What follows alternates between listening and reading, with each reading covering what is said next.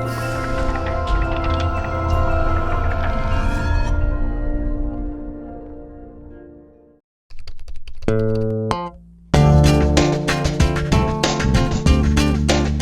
he first walked out, big backpack, gold chain here, and the big chain here, I was like, oh my god, what did we get ourselves into? And then he shook our hands, with both hands, I remember. And he was just so quiet and soft-spoken. There was like this huge, jarring juxtaposition. And there and then, I knew that we have spotted a gem. You know, there's this fire, this desire within this soft-spoken shell to be heard. Was there ever one piece you always go back to for comfort or to remind yourself who you are? I have a piece like dedicated to my grandmother that I really feel. Like I feel like if I were to boil down all my poems into like only one poem that I could perform at this moment, at like right now, it'd probably be that poem. It's just like it explores my identity as a Japanese American and like not being able to like speak my language or like my native language and like not really knowing my like traditions as well as I feel like I should and like trying to understand what it means to be like a later generation Japanese in America. There are days you remember shootings at your high school, racial disparity in classrooms, the faces of youth you work with. You remember your grandmother was imprisoned for being Japanese. You remember your grandfather was denied a promotion because he had a Filipino accent. You remember no one expects you to be here. No one would notice if you are gone. You remember what it feels like to fight for space. You remember what it feels like to be invisible. You want to somehow change that.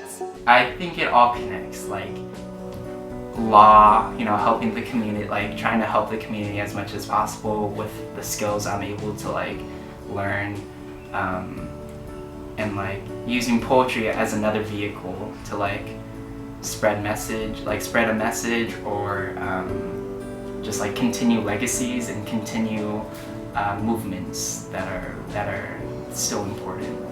And like building community through poetry. They have taught me to never write pieces for a jury. I do not need to prove myself. Poems may never earn a disposable income, but whether I learn to write for a living or not, poetry will never be determined by the value of a paycheck. In the entire 3 minutes, I dare not breathe.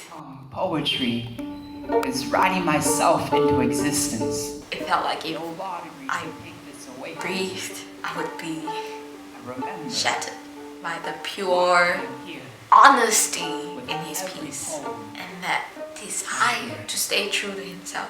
That was my first experience of Troy Osaki on stage. I was raised by You Speak Seattle. Like they like brought me up and I give so much like thanks and like just like appreciation in You Speaks. They're the ones who inspired me, they're the ones who encouraged me, and they're the ones that like told me like what I have to say is important and like what I'm doing is important.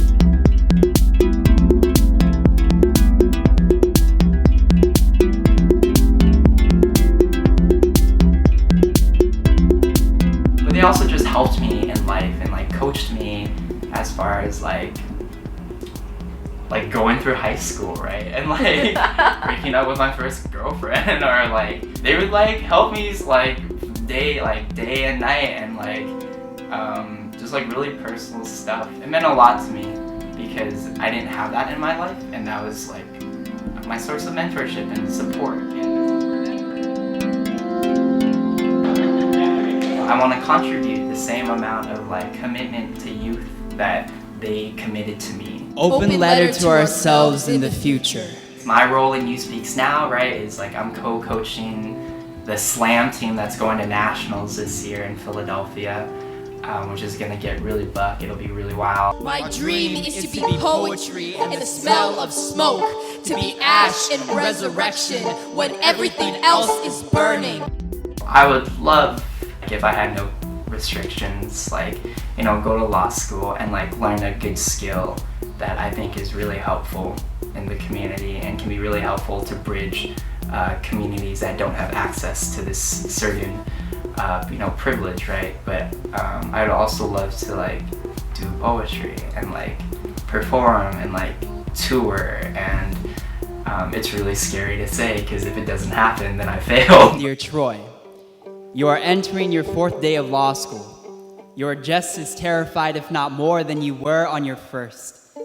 You compare yourself to everyone else. You tell yourself that you read too slow. You don't understand what's being said. You're lost. Everyone gets it but you. You are scared of being disappointment. You are scared of being failure. You are scared of being swallowed by books and losing every friend you have ever made. You are in love. You are excited for self-growth and challenge, but also worry until your body feels like glass. You believe everyone can see you tremble on the inside. You question if law school is worth it. You ask yourself, why? There are days you forget this is bigger than you.